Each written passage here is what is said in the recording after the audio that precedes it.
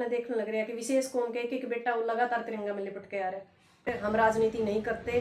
पूर्व में मुख्यमंत्री हरियाणा प्रदेश के रहे मनोहर लाल खट्टर ने संविधान और बाबा साहब को लेकर एक टिप्पणी की जिससे बहुत सा समाज आहत हुआ। तो क्या समझते हैं इस प्रकार इस समय में ऐसे भाषण देना? नहीं, वो चेक करके देखा है करंट, जैसे पहले किसानों का नहीं देखे थे, चेक कर करके करंट कितना का है, ये रिएक्ट करेंगे कि ना रिएक्ट करेंगे। क्योंकि ये जो लोग है ये मनुस्मृति और वर्णवाद के ऊपर काम करने वाली ये पार्टी है, जो बीजेपी लगा लो या RSS लगा लो। इन लोगों का ये था कि भी देखो जनता रिएक्ट करती है कि ना। थोड़ा सा रिएक्ट हुआ तो इनने अपना मामला बदल लिया, क्योंकि ये माफ़ी वीर हैं और यहाँ हमेशा से अंग्रेजों के पिट्ठू रहे हैं। जब देश की आज़ादी की जो लड़ाई चल रही थी उसमें भी ये अंग्रेजों गिले थे। तो ये माफ़ी मांगना इनका तो कोई बड़ी बात नहीं, ये इस तरह की चीज़ें ने छोटी मोटी बात है। तो इनकी करंट चेक कराया था कि संविधान को यदि हम बदला तो लोगों का क्या रुख होगा। ये पहला कदम था जो असफल होया इनका। और इसके अंदर एक चीज़ जरूर देखी मैंने, वैसे तो देखो संविधान है जो पूरे देश के लिए ही बने हैं, पर जो एक खास वर्ग के लोग हैं जिसको ये कहते हैं कि संविधान हमारे बाबा साहब अम्बेडकर ने बनाया है। क्योंकि आपने पता है पेड़ पौधे भी इस सरकार ने तो जाति पाति में धर्म में बदल रखे हैं, पशु भी कहीं ना कहीं भी धर्म और जाति में बदल रखे हैं। तो बाबा साहब अम्बेडकर के ऊपर जो बातचीत करी गई या गलत बयान दिया गया, तो ऐसे समाज ने जो रिएक्ट करना चाहिए था वो रिएक्ट नहीं किया। यहाँ तक कि सांसद और MLA ने भी रिएक्ट नहीं किया। बहुत सी आर्मियाँ जैसे भीम आर्मी और तरह की बहुत से संगठन हैं, उन लोगों ने जो रिएक्ट करना चाहिए था वो रिएक्ट करना ही चाहिए था, पर उनकी रिएक्ट नहीं किया। इसमें भी एक दो जो विशेष कौम के लोग हैं उन्होंने रिएक्ट किया। क्योंकि ऐसी ऐसी चीज़ें जब टेस्टिंग होती है ना, मैं चाहती हूँ कि उसी टाइम बयान देना चाहिए।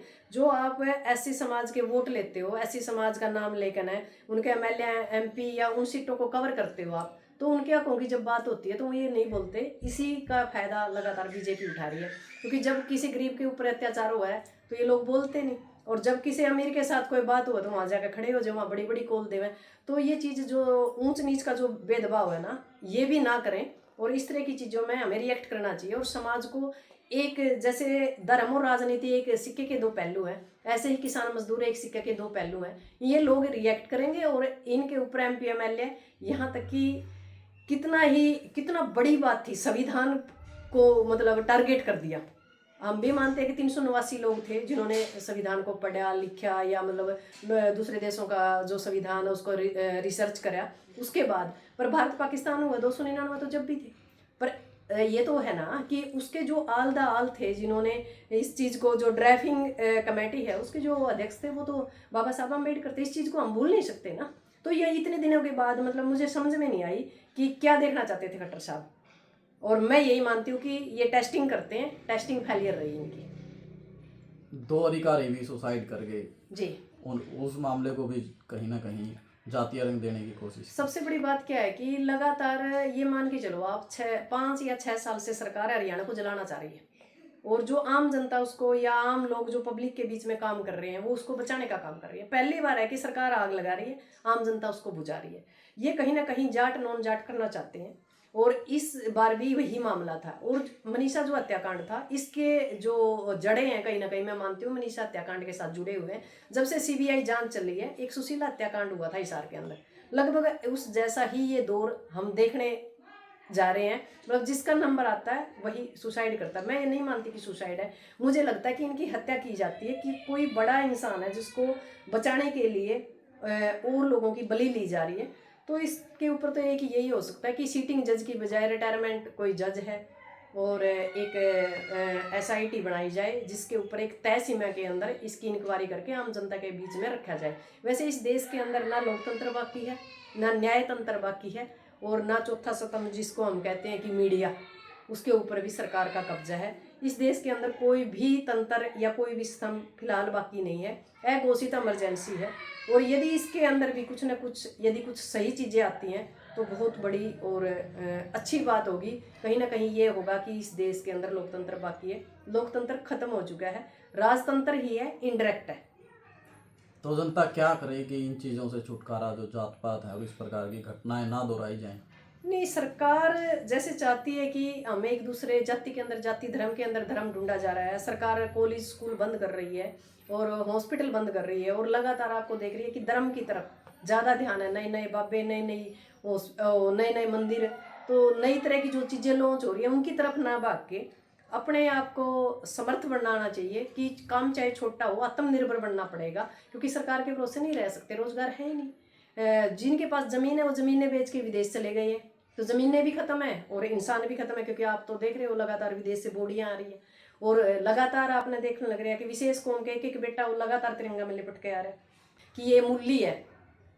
मैं आज भी कहना चाहती हूँ मुसलमान तो फिलहाल नस्ल और फसल, रोटी और बेटी, खासकर किसान और मजदूर टारगेट पे हैं और इनको बचने के लिए एक ही बात हो सकती है कि बाबा साहब अम्बेडकर के संविधान और बाबा साहब अम्बेडकर के जो विचार है और सर छोटू राम के विचार है कि ये भोले किसान एक बोलना सीख ले, एक दुश्मन को पहचान ले, और इन दोनों विचारधारा के लोगों को एक प्लेटफार्म पे आके विशेष कौम के लोग बाबा साहब अम्बेडकर की जय बोले, और जो एससी समाज है या हमारे जो अदर भाई हैं या ऐसी अलग समाज है वो सर छोटू राम की जय बोल लेंगे, तब ये सरकार कहीं ना कहीं पीछे हट सकती है, क्योंकि इनको समझ में आएगा कि इनके साथ ये भाईचारा कर चुके हैं। जैसे आपने देखा कि मंडी और फंडी से बचना चाहिए, पर आज का दौर क्या है, मंडी और फंडी के बिल्कुल गिरफ्त में आ चुका है, क्योंकि काम है नहीं, रोजगार है नहीं, शिक्षा है नहीं, तो क्या करेगा। इसकी वजह से मंडी से खरीदा जा रहा है और फंडी को चढ़ाया जा रहा है, और इसके अंदर पिस कौन रहा है, कमेरा वर्ग। हम आज भी कमेरा वर्ग के लोग लुटेरे वर्ग की पैरवी कर रहे हैं। हमें आज भी समस्या है कि वीरेंद्र का बेटा एमएलए नहीं बना, हमें आज भी समस्या है कि चौटाला का पोता एमपी एमएलए नहीं बना, हमें आज भी चिंता है कि हुड्डा या हुड्डा का बेटा मुख्यमंत्री नहीं बना। जब इन चीज़ों को छोड़ के हम अपने बच्चों के बारे में सोचेंगे उस दिन कुछ हो सकता है, क्योंकि आपको भी पता है, हमें भी पता है, एक सुई से लेके एक जहाज तक की कीमत, आपके भविष्य की जो आपका भविष्य कैसा होगा वो संविधान के अनुसार एमपी एमएलए या ये कह सकते हैं चंडीगढ़ या दिल्ली विधानसभा या संसद के अंदर तय होते हैं। यदि वहाँ हमारे बीच के लोग नहीं होंगे तो हमारा भविष्य अंधकार में होगा, क्योंकि व्यापारियों की सरकार है, तो आज व्यापारियों को फायदा हो रहा है। यदि कमेरा वर्ग के कुछ लोग जाएंगे किसान मजदूर के परिवार से, तो किसान और मजदूर बच पाएंगे। तो अपने बीच के लोगों को वहाँ पहुँचाने का काम करें। सड़क पथ से राजपथ की लड़ाई लड़नी होगी, और हमें अराजनीतिक हम राजनीति नहीं करते, और इन लोगों के मंचों को साझा करना, इनके लिए झंडे उठाना, और यहाँ तक कि इन लोगों से दरकिनार करना होगा हमें, और इनसे सवाल पूछने होंगे, अपने हकों की बात करनी पड़ेगी, अपने बच्चों के भविष्य के बारे में लड़ना पड़ेगा, तो कुछ हो सकता है। नहीं तो ये मान सकते हैं कि बीजेपी ने इस देश के अंदर राजतंत्र लगभग स्थापित कर दिया है और लोकतंत्र खतरे में है, अघोषित इमरजेंसी है। नेपाल जैसे हालात या पाकिस्तान जैसे, बांग्लादेश जैसे हालात इस देश के अंदर लास्ट में हो सकते हैं, जब हालात हद से ज़्यादा खराब होंगे। पिछले 10-15 सालों से कुछ लोगों में इतनी कट्टरता आई है कि अगर बीजेपी या धर्म पर कोई भी बात करे जी जी, तो उसे मतलब वो हिंदू ही नहीं मानते, पता नहीं क्या संज्ञा वो दे देते। आप क्या एक काम करियो, मेरी पेज को खोलियो, मेरे ज़्यादातर यदि मैं कोई बात करती हूँ धर्मनिरपेक्षता की, तो उसके नीचे लिखा होता है कि ये मूल्य है। मैं आज भी कहना चाहती हूँ मुसलमान हूँ, मतलब मूल्य लिखते हैं। मैंने भी पूछा था किसी से ये मूल्य क्या होता है, क्योंकि मुसलमान तो मैंने पढ़ा था, तो उसने लिखा कि मूल्य है। तो मैंने उनको कहा कि सिक्किम शोगंद लिखे, नैन लिखे, देवी लिखे, कोर लिखे, कुछ भी लिखे या खान भी लिखे, मुझे कोई फर्क नहीं पड़ता, क्योंकि मैं भारत की वासी हूँ और इस देश की बेटी हूँ, हिंदुस्तान की बेटी हूँ, मुझे कोई फर्क नहीं पड़ता। जो ये कट्टरता है ना, ये कट्टरता ना हमेशा इंसानियत को ख़त्म करती है। सबसे पहले हम इंसान हैं, धर्म और जाति हमारी बाद की बातें हैं, क्योंकि परमात्मा के घर से जब कोई आता है ना जाति लेके आता है ना धर्म लेके आता है, वो चीज़ें हम बताते हैं बच्चे को कि ये तेरा धर्म है, ये तेरी जाति है। वो हम पे निर्भर है, ना कि परमात्मा या प्रकृति के ऊपर। तो उन लोगों की कट्टरता कैसे दूर हो, क्योंकि समाज के लिए वो सबसे नहीं, बड़ा कट्टरता होगी खत्म जब पेट में भूख लगेगी ना, जब खत्म होगी ना, जब मतलब इनको ये लगेगा कि उनके बच्चे भूखे मर रहे हैं। धर्म से पेट नहीं भरता, मंदिरों से पेट नहीं भरता, मस्जिदों से पेट नहीं भरता। पेट भरता है तो गुरुद्वारे में भर सकता है, पर हमारे लोग ना अपनी मेहनत की कमाई को मंदिरों पे लगाते हैं और फिर वहाँ किसी को और को चाबी दे देते हैं और फिर वहाँ अपनी मेहनत की कमाई को चढ़ाते हैं। उनका क्या फायदा है।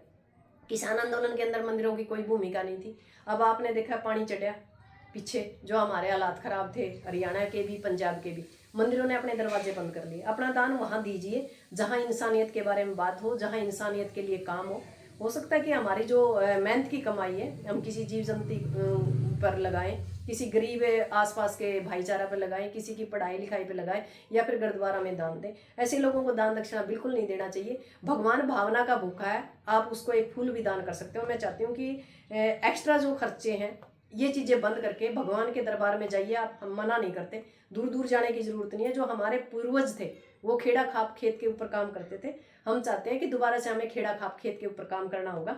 और जो हमारे जो मिट्टी है हमारी वही माँ है।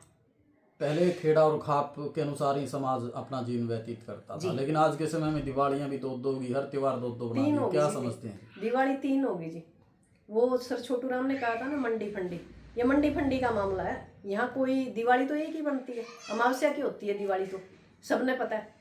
और वही बात है कि ये जो ग्रंथ है ये थोप दिए गए हैं। जो बौद्ध धर्म के जो मंदिर थे, बौद्ध को निकाल के वहाँ तरह तरह के देवी देवता स्थापित किए गए हैं।